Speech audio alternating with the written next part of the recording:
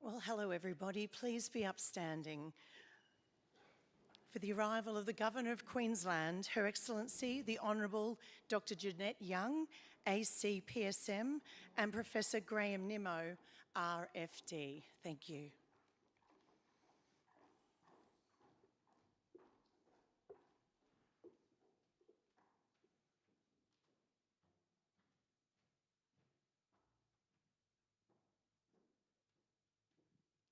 Thank you.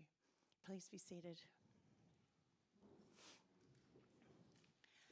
Well, good afternoon, kind and generous hearts, and welcome to this very special memorial service as we come together to remember those who will be lovingly and forever regarded as the Palace 15.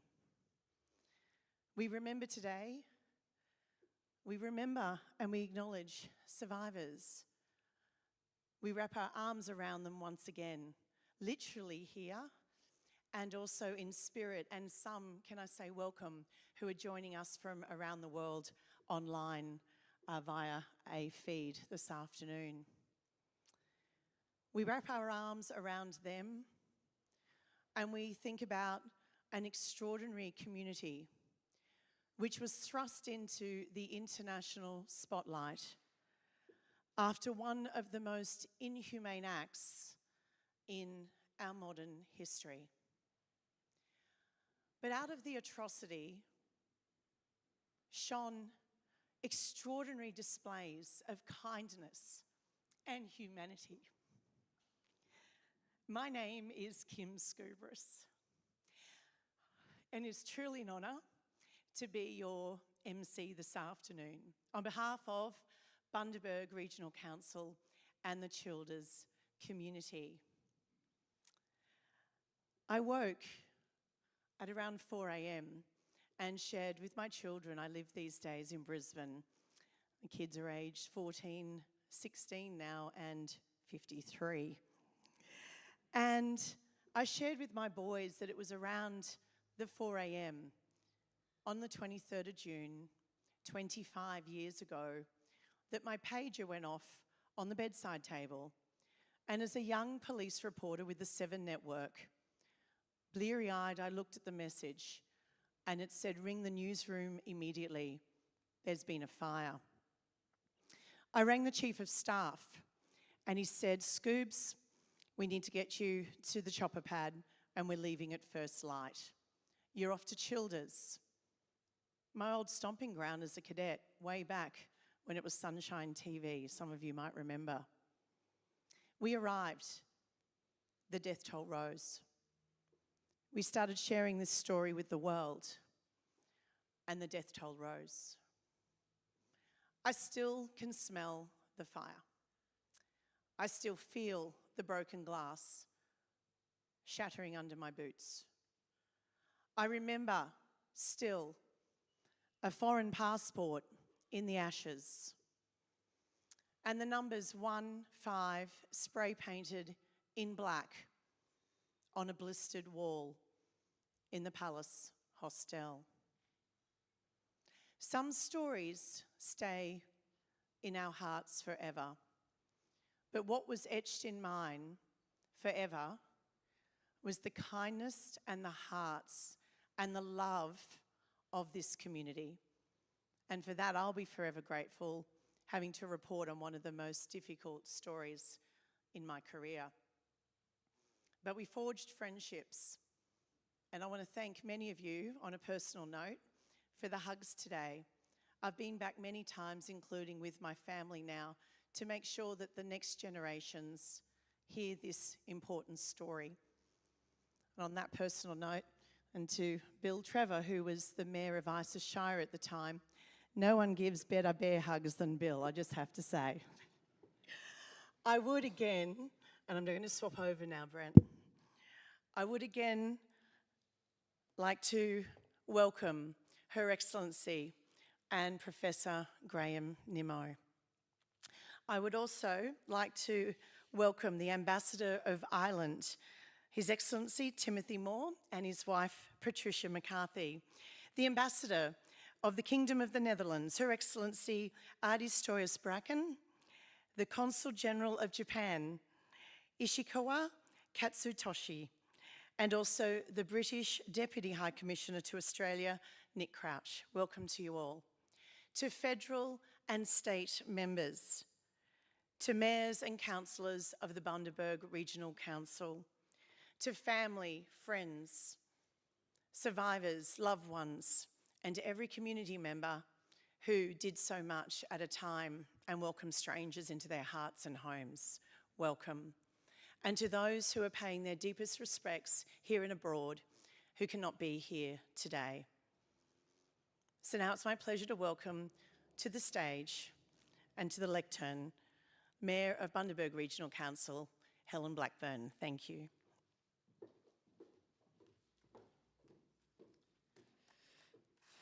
Thanks very much, Kim. Your Excellency, Professor Nemo, Ambassadors and Consulars General, distinguished guests, survivors, families and members of our community. Today, we gather on sacred ground, a place forever marked by loss, but also remembered for the remarkable way this community came together 25 years ago. The fire that took 15 young lives at the Palace Backpacker Hostel on the 23rd of June 2000 was a tragedy that profoundly affected our town, our nation and the world. These were sons and daughters, brothers and sisters, friends and travellers, young people chasing dreams and seeing the world. We will never forget them, and we will never forget the pain their families have carried. I have a deeply personal connection to the event of that day and the weeks that followed. I was here in Childers with Lifeline, providing crisis support from the morning of the fire. I remained with the community in the days and weeks after, working closely with the emergency services and volunteers.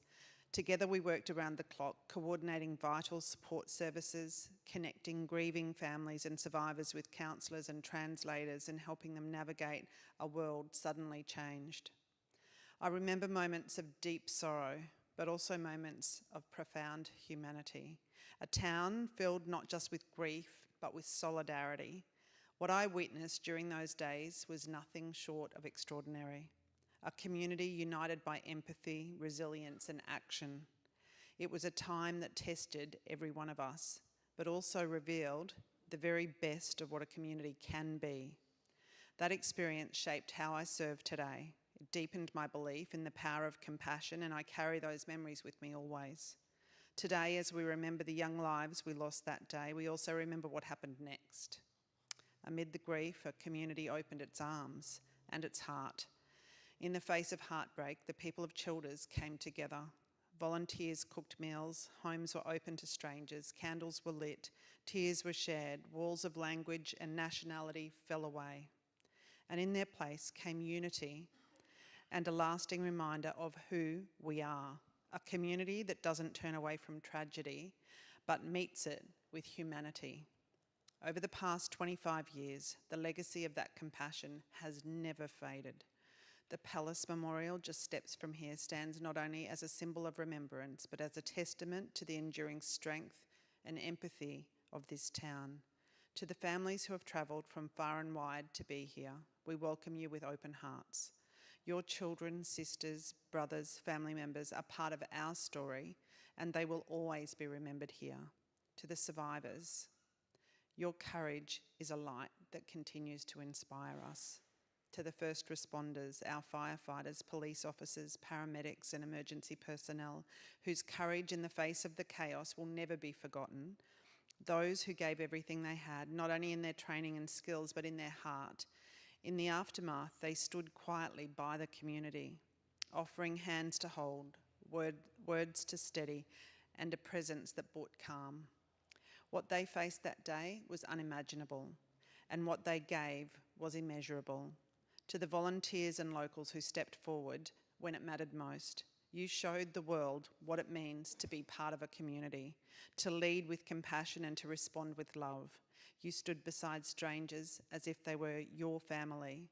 What you gave that day and every day since matters. And to everyone here today, thank you for standing together in memory and in hope. Let us continue to honour the Palace 15, not just by remembering their names, but by living their legacy, embracing the world with open arms and open hearts. I would like to now welcome Her Excellency, the Honourable Dr. Jeanette Young, AC, PSM, Governor of Queensland, to deliver her address. Thank you.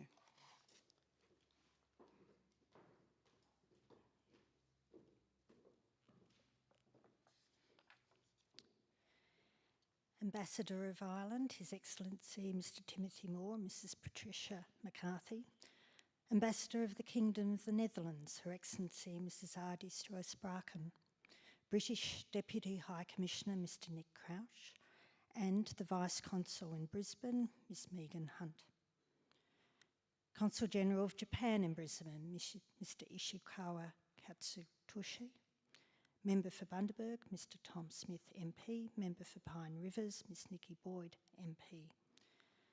Bundaberg Regional Council Mayor, Councillor Helen Blackburn and councillors. Mayor of the former Isis Shire Council at the time of the fire, Councillor Bill Trevor, OAM. Families and loved ones of those who lost their lives in the Palace Backpackers Hostel fire. Survivors and their loved ones and supporters. Representatives of emergency services, including the Queensland Fire Department, Queensland Police Service, Queensland Ambulance Service and State Emergency Services. Members of the legal fraternity involved in proceedings following the fire. Representatives of victim support organisations and members of the wider Childers community. Ladies and gentlemen, I would like to start by acknowledging the original custodians of the lands on which we gather this evening and pay my respects to elders past, present and emerging, and extend those respects to any First Nations people here this evening.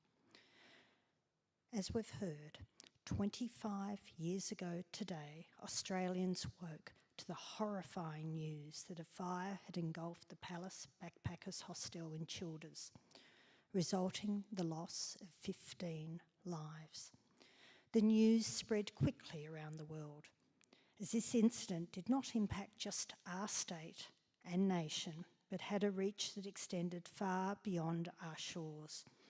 A story made even more tragic by the facts that the fire had been deliberately lit, and that those who died were mostly young travellers who had their whole lives ahead of them.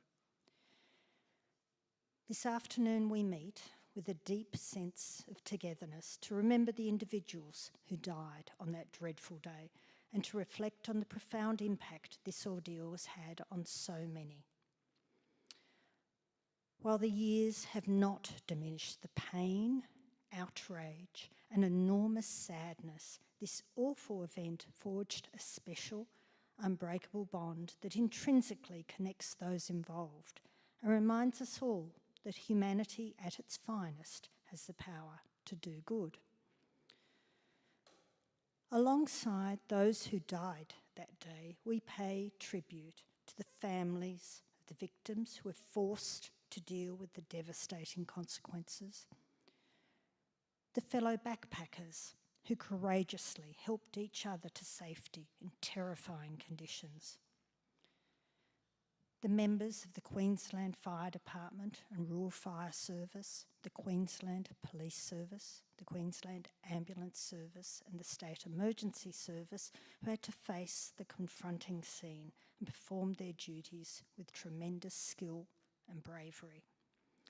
The consulate and embassy representatives who so swiftly and capably offered their assistance. And of course, the leaders, councillors and people of Childers who showed the world that a small community was capable of immense generosity and kindness, not only by providing the essentials, but by opening their hearts to the young survivors as if they were their own sons and daughters.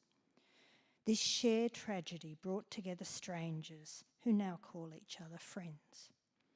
It galvanised a change to legislation around fire safety for budget accommodation that has no doubt saved the lives of many other young people who carry forward the same admirable spirit of adventure as these backpackers did then. I hope that all of those affected by the fire and its aftermath can take solace in knowing that as a state and as a nation, we will never forget those who died that day, and we hold their memories close. The town of Childers, which was thrust so brutally into the international spotlight, has led the way in this regard. The former hostel houses a permanent memorial where since October 2002, more than 1 million people have paid their respects. And the special musical work being performed later today will further explore the ways this remarkable community came together to help. As Governor of Queensland, and on behalf of the people of our state, I thank those who've travelled to be with us for this commemoration and express my deepest condolences to the families and friends of those whose lives were taken and whose memory we are honouring today. Thank you.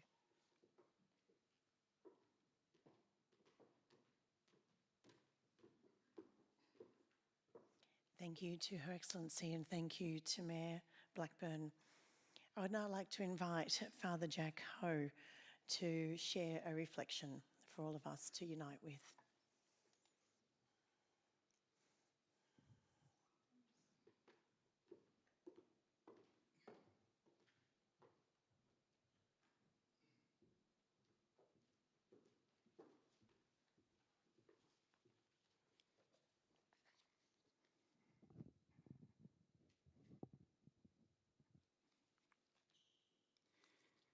Your Excellency, the Governor of Queensland, Professor Nemo, Your Excellencies, the Ambassadors, Consul Generals, distinguished guests, families, survivors, first responders, and my dear members of the community. Thank you for the honour of giving me an opportunity tonight to provide this pastoral reflection on this significant day that marked the history and the lives of our community. Today we gathered with reverence and with remembrance. 25 years have passed since that fateful winter night in the quiet town of Childers that forever changed the lives of so many, not just here, but around the world and around Australia. 15 young lives were lost. Families across the world received news no one should ever have to hear. Futures and dreams were cut short. And many here and beyond carry grief that has not faded with time. It's not just the lives lost, but everyone whose lives have been affected. But we gather not only to remember what happened, but to honour how this community have responded and continues to respond with compassion, with unity, and with a sense of deep care. In the Catholic tradition of Christianity from which I come, we speak of communion as an act of coming together, of being nourished not only in spirit, but in solidarity with one another. And in the days following the fire, and again in these days of reflection, we have seen that communion take place through silent embraces, through shared stories, and the simple act of showing up to stand beside one another. This past weekend, we held a memorial vigil at Sacred Heart Catholic Church just across the road from here, and mere steps away from the Palace Hotel. At the center of that vigil was a single candle that is before you today, a light lit in memory of so many lives, so many stories, and so much hurt. Today, this candle is carried forward from the church into this service. And in a moment's time, from this one light, others will be lit. 15 of them, one for each precious life that was lost. But the collective light also give a sense of story to all those others who have survived and all those others whose lives have been touched. This image speaks powerfully to what we're doing today, carrying forward memory not only as grief, but as a commitment to care, to value every life, to community, and ultimately to communion. We know there are many in our world today still carrying unspoken pain. Families around the world affected by the tragedy 25 years ago. And there are others in our own town here who are struggling silently with mental health. And yet, even in the midst of all of that, this community continues to shine small lights, shining small lights through tears and memorials, shining small lights through art and through gatherings, shining small lights through silence and through storytelling. We have continued to carry light into the dark places of people's hearts. These are the signs of life that remind us that grief may change us, but it need not define us. Out of the ash heap and the shattered glass of the palace, a new garden of life and hope can spring up and spring forth. So let us remember with tenderness today, and let us live with purpose. Let the stories of those we lost guide the way we speak, guide the way we listen, and guide the way we love. 25 years ago tonight, the unspeakable happened. Tonight, the doors of Sacred Heart Church will remain open, the lights fully on, to remember those whose life had been affected, to remember the lives lost, the lives touched, those who are still hurting, and those who are now looking at us from above. We remember them with love. We remember them with the stories that will never be the end. May this light shining before us now, the one lit in memory, continue to shine in all that we do. Thank you.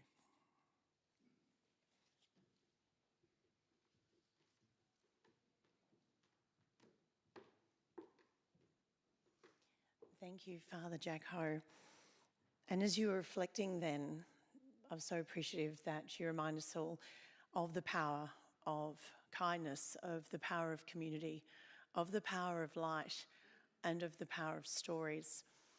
And I had an image in my head after the second night, the stories as survivors and community members went to the Federal Hotel, stood out on the streets and kept looking over at the palace, and the stories started.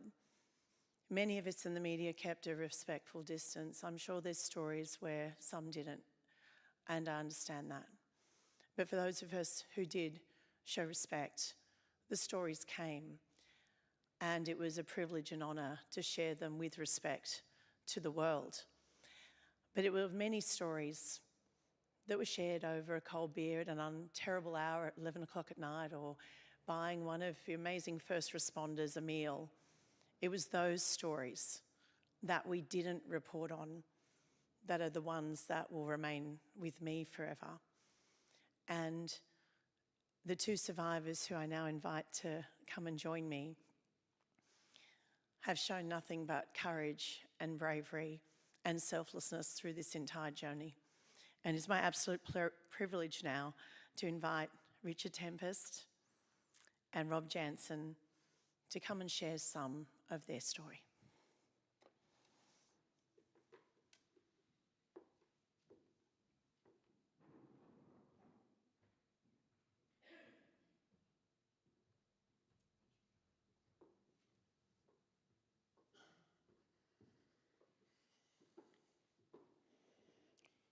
June 23, 2000. Are there still people in the back? I asked. The man from the emergency service replied, no, everybody's in front of the building. At that moment I knew. The colors and sounds seemed to fade as the whole world had come to an abrupt halt. In a kind of self-protection, my thoughts turned numb. I don't know how long I had been standing outside. 10 minutes? An hour? In this parallel world, time seemed not to exist. Across the street, opposite the hostel, I sat down on the edge of the curb, my knees drawn up and my arms wrapped around them. Around me, my fellow survivors walked by, all with the same look in their eyes. It was a look of dullness, eyes that looked without seeing, eyes that looked without comprehending. And the same question over and over again. Have you seen Jolie? Have you seen Adam or Sebastian? Have you seen Gary? Have you seen Stacy or Kelly? Even though many people were around me, I felt completely alone here, as I was if I were the only person in an abandoned town. Yet even in that darkness, small glimmers broke through. Lorraine's pub offered us our first shelter. Finney's opened its doors to us. Many of us had fled outside wearing only the clothes we slept in. The clothes from Finney's gave them warmth, protection, some humanity during that chilly, misty night. Later that night, we went here to the community center, where Major Bill Trevor addressed us. And there was Bill, standing before us. He became the rock we, as survivors, clung to. That night, Bill told us the harsh reality of the situation.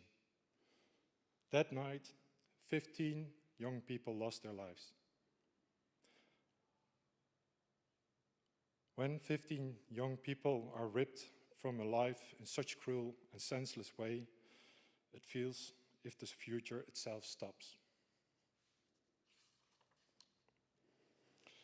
There were 15 lives full of dreams, plans, potential, all abruptly cut short. What was lost was not only their presence, but everything they could have become for their families, their friends, the community, and for the world. The consequences are deep and devastating. Parents are left with a void that can never truly be filled. Brothers, sisters, and friends search for words that don't exist.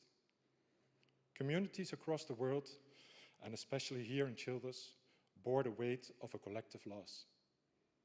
And even those who didn't know them personally felt it as a blow to the soul. The community of Childers opened its arms to us in those early morning hours. They gave us shelter, food, clothing, and treated us like family. So many beautiful, moving moments we were fortunate to experience in the days that followed. From an elderly couple that came to donate a few dollars just to do something, and even though they couldn't really afford it. A family with Dutch roots came specially to the Dutch survivors to talk in their own language. A group of tough bikers rode in a large convoy through the town, their frontmen saluting as they passed. The gifts we received: home-baked cookies, cakes, handmade quilts. Some survivors even already have passed their quilt on to their own children now. There were so many heartwarming gestures. It was the people of Childers who got us back on our feet, who rebuilt us when we were completely lost. They showed us compassion through a hug, a conversation, a comforting hand on the shoulder, or simply by giving us attention. Today, 25 years later, I still cannot find the words to express what you have meant to me, to us. You saved us in so many ways. The fire in Childers taught us that even in the darkness of time, the human spirit is resilient. The kindness and support we received from this community helped us to cope with the scars of that night. It showed us the strength of human connection and the importance of compassion and solidarity. The scars of that night are still visible, but they also remind me that there is always hope, even in an aftermath of a tragedy. The fire and Childers taught us that even when we lose everything, we still have one another. And that's something never to forget. Thank you.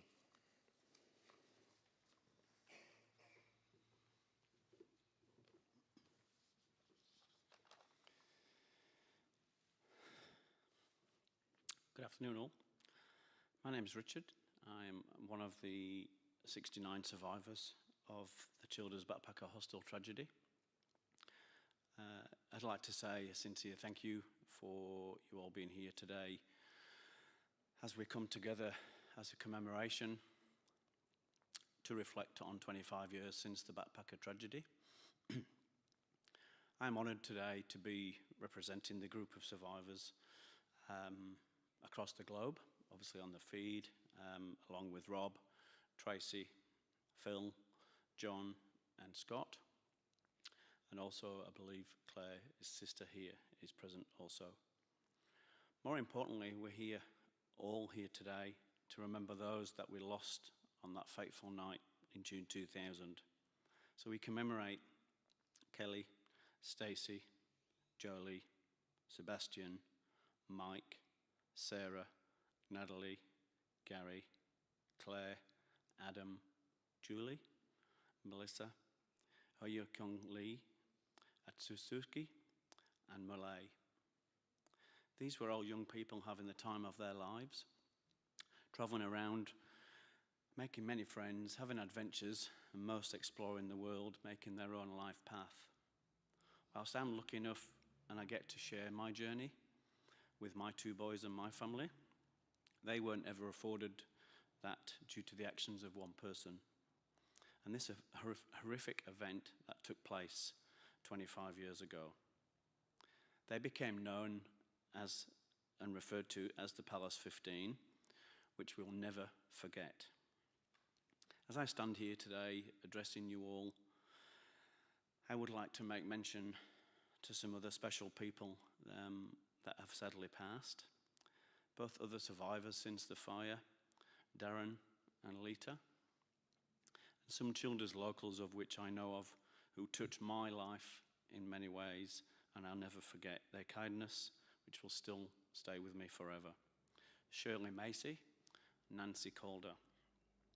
To me personally, they were both so pivotal in their coordination, organisation, care and support they showed us in the hours, days and weeks after. And to anyone else whom I may have missed that may not be with us. We must also not forget the many others who put their lives on hold to reach out and help us all in 2000. From the locals in the town, farmers, nurses, local business owners, embassies, big and small organisations with donations and offers from anything from clothing, personal items, food, and even accommodation. I know I do always remember that. I think this just highlights the Australian spirit, the Queensland spirit, and also the country township attitude to help those less fortunate, and in a time of need, they came from anywhere to assist in any way that they could. I'd like to say some thank yous for today on behalf of the survivors to the Bundaberg Regional Council and Mayor Helen, her EA Robin, who for all of the communication in the lead up to today. Thanks to Kim Scubris, or Scooby as we know, for agreeing to MC this very special occasion. It means a lot that she's here. I still have a picture of Kim in the pub, leant over a pool table at midnight with a beer in her hand, so when she was much younger. And for a small fee, I won't show it around. Thanks to Bill, as always, for, as Rob said, just that unbelievable rock. And even today, he's always at the end of the phone or a text message when we get notified of Robert Long's parole applications. Whilst we have all aged, I hope in that true backpacker style, we can have a beer later and share stories and memories of the 15, as I'm sure this is what they'll want us to do. Thank you.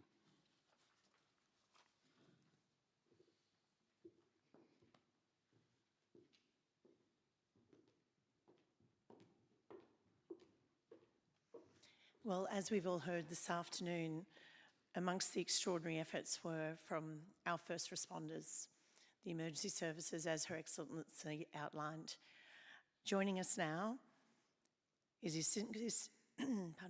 Assistant Commissioner Gary McCormack, representing the Queensland Fire Service and all emergency services who played a part, and not just during the event, but in the years and decades to come. Thank you, Gary.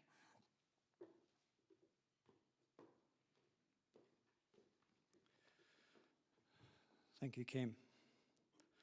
Good afternoon. As introduced, my name is Gary McCormack and I am the Assistant Commissioner for the Queensland Fire and Rescue Service, Central Region. I am honoured to attend this very important memorial service and to speak on behalf of past and present members from the Queensland Fire Department and our partner emergency service organisations who so bravely serve the community every day. It is with the utmost respect and compassion that I acknowledge the victims we solemnly remember, their families and loved ones, survivors of this dreadful tragedy, emergency responders, Her Excellency, the Professor, local and international dignitaries. Today, as we honour the precious lives stolen and their families whose lives have been forever changed, it is important to also acknowledge the deep scar this tragic event has left on the survivors, the people of Childers community, Queensland, the nation, and all nations who were affected by this tragic event. I recognise the many people who unselfishly responded and provided tremendous support in the face of this tragedy.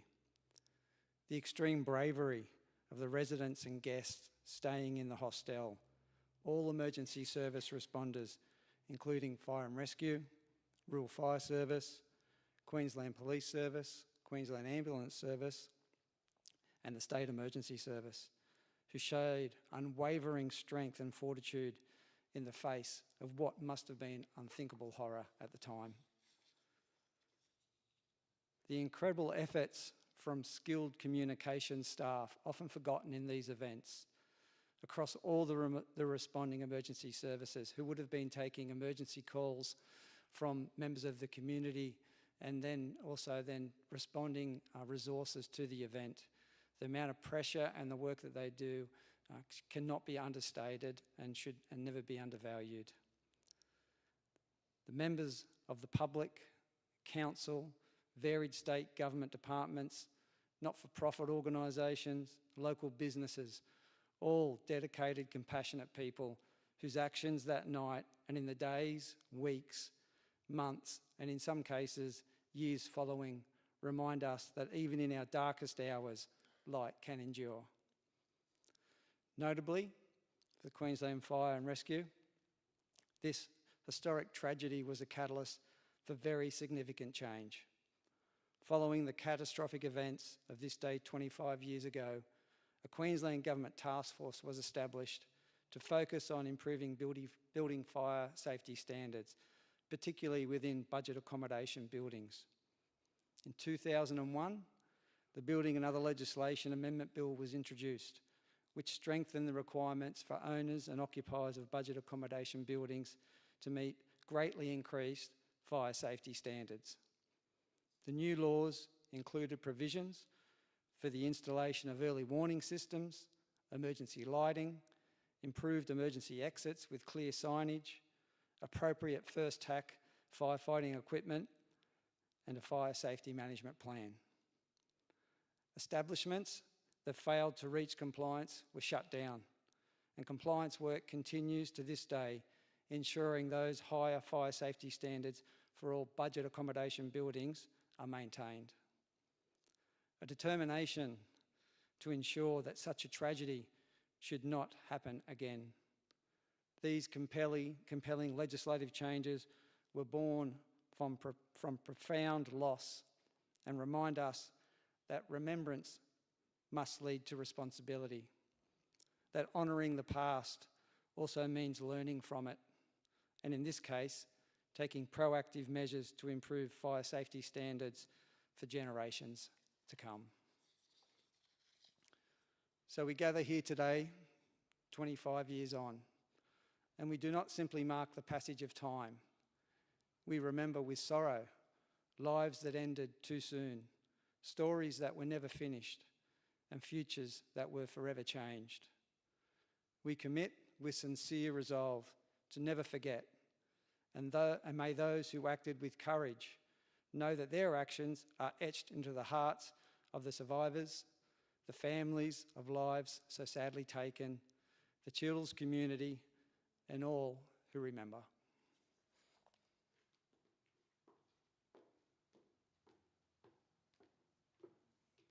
Thank you, Assistant Commissioner McCormack.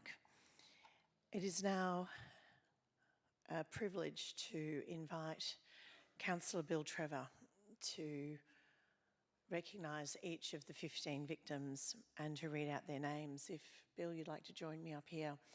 We heard just a moment ago from Rob describing Bill as the rock for the 69 survivors, and I'm sure he won't mind me sharing, he probably will, but he'll have a go at me later in private, that this local leader was thrust into the international spotlight, into the media glare. We kind of learnt media on the go, didn't you, as we went.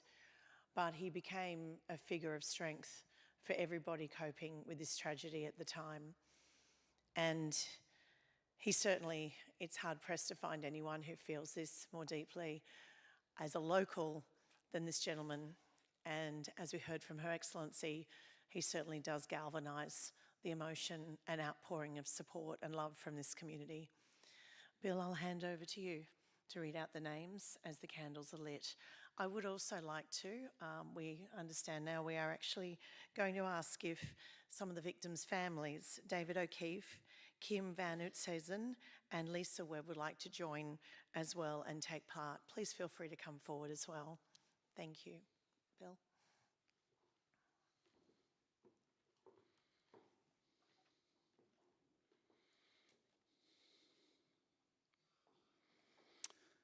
I stood here 25 years ago, and by Jesus, it doesn't get any easier. I'd like to read the names tonight of those that cannot be with us. Firstly, Jolly van der Velden.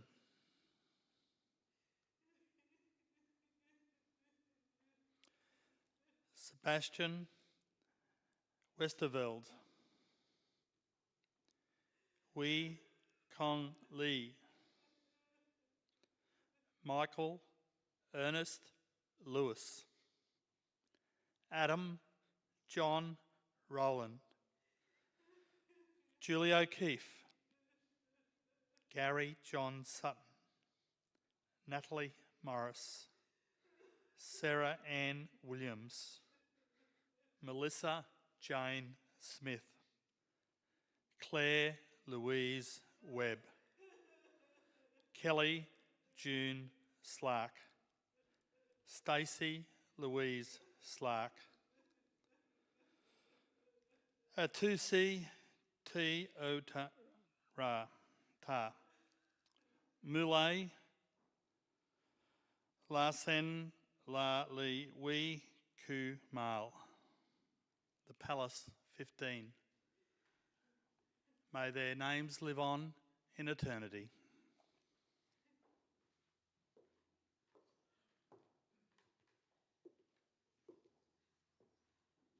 As we invite you now to light the candles, please do so.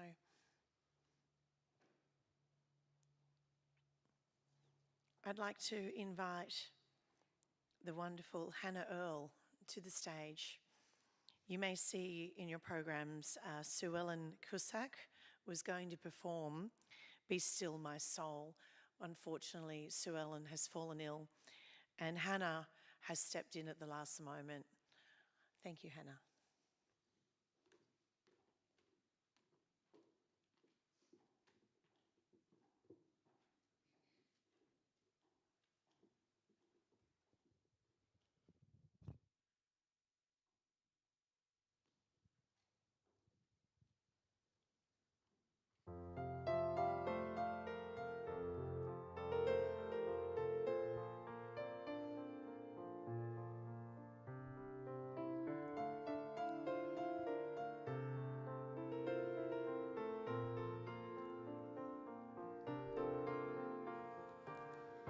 Be still, my soul, the Lord is on my side. Bear patiently the cross of grief or pain. Leave to thy God to order and provide. In every change, He faithful will remain. Be still, my soul, thy best, thy heavenly friend. Through thorny ways leads to a joyful end.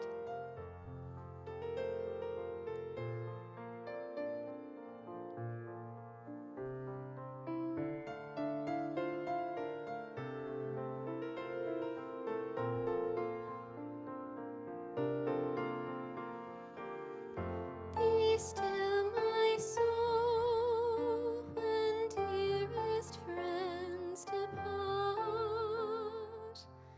and all is dark, and in the vale of tears. Then shalt thou better know His love, His heart, who come to soothe thy sorrow and thy fears. Be still, my soul, thy Jesus can repay. From His own fullness all He takes away.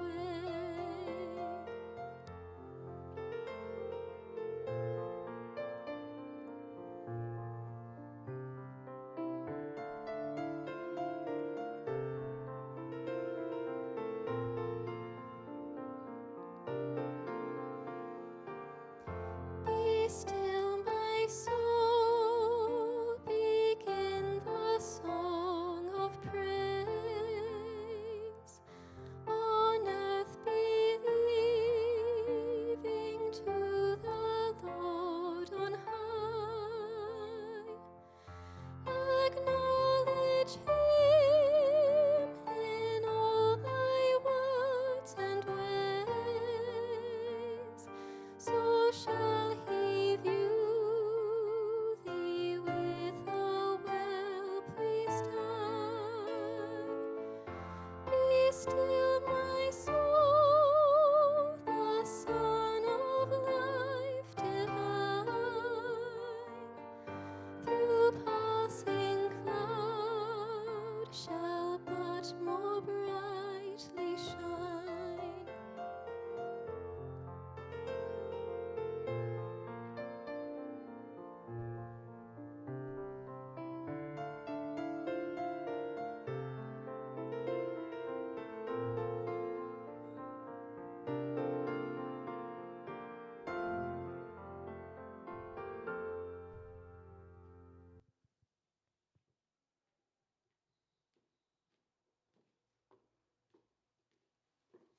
Thank you so much, Hannah. That was absolutely beautiful. We'd now like to invite Her Excellency, dignitaries, and you to join us here. If you would like to lay a wreath or flowers, I'd ask Her Excellency and Mayor Blackburn and dignitaries to please pay their respects.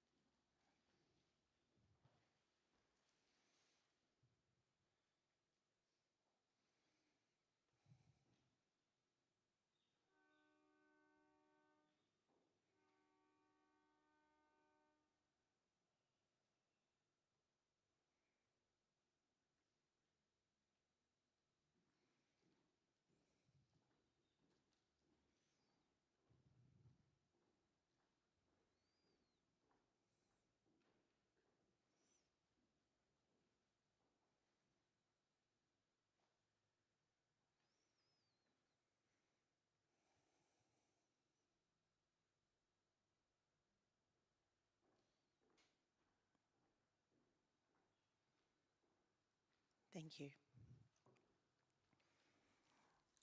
I would now like to invite Mayor Blackburn to share a heartfelt piece which was written by the late Frank Slark, father of Stacey and Kelly, a poem which was first shared when the memorial was opened in 2002. Thank you, Mayor.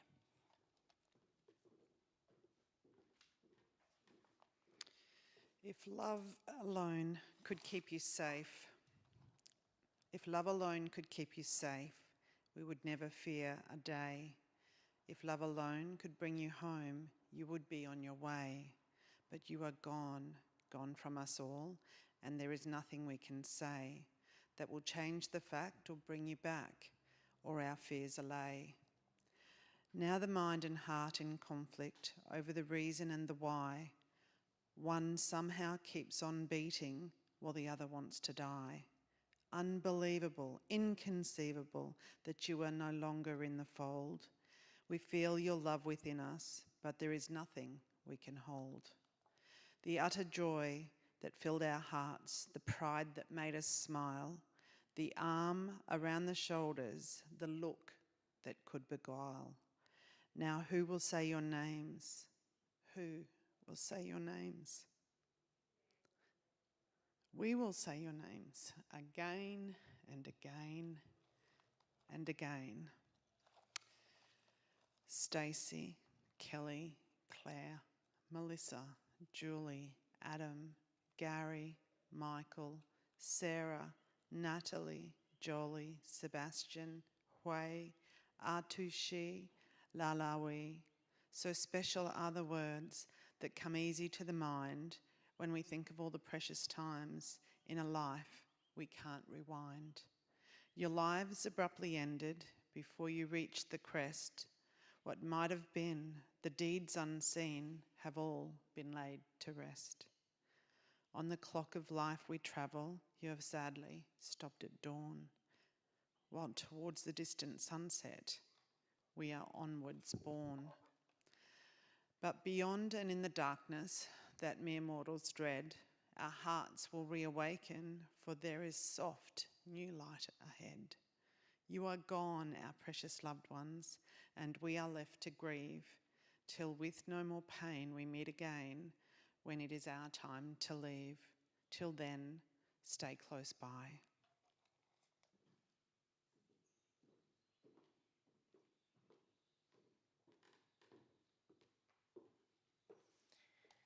I'd now like to invite Keely Ellen to perform the song Spirit of the Free.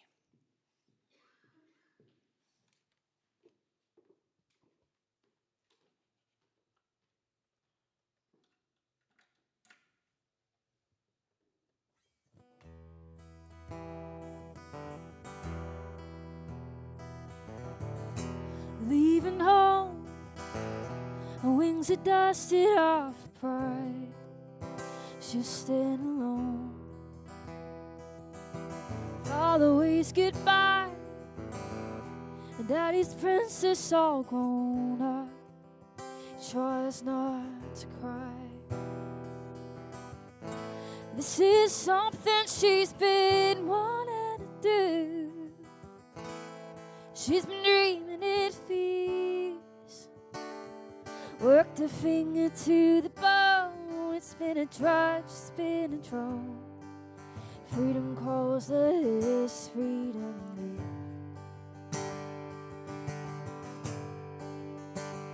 So ride that ship and sail out across the ocean. Spread your wings and fly in the southern sky. Turn the key and ride the endless highway. For a home is where that I will choose to be. You can't ever tame the spirit of the free.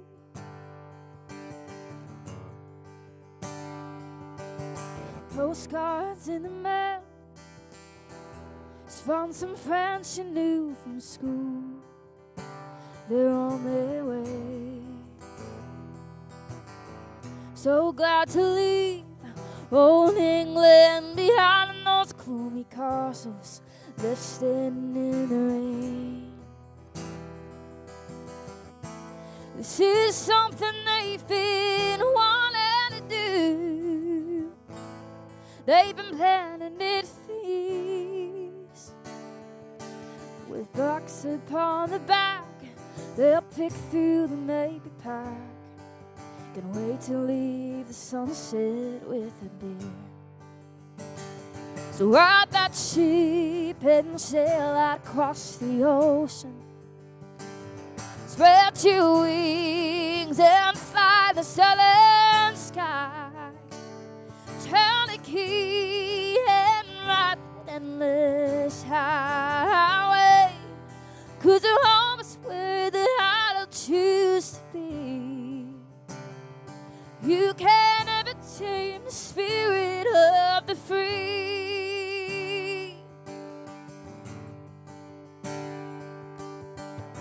In a little town where the locals know their name, they come and they go all week. They come in arms, they leave a restless energy. There earns a welcome smile. The colorful voices ring up and down the streets. They're the lifeblood of this town.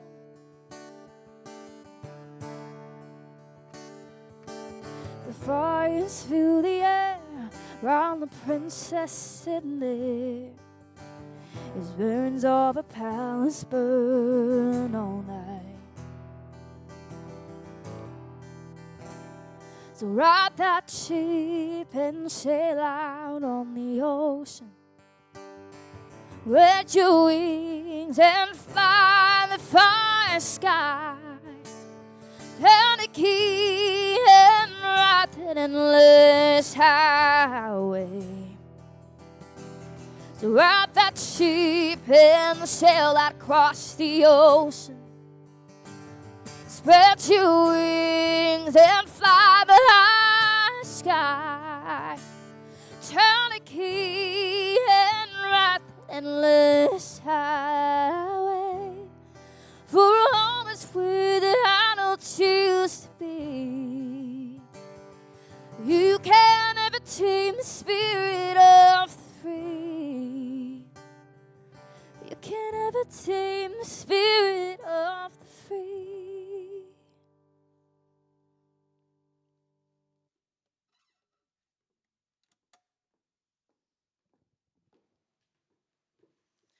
Thank you so much, Keely, and again to Keely and Hannah for giving their time and their talent today to this memorial service.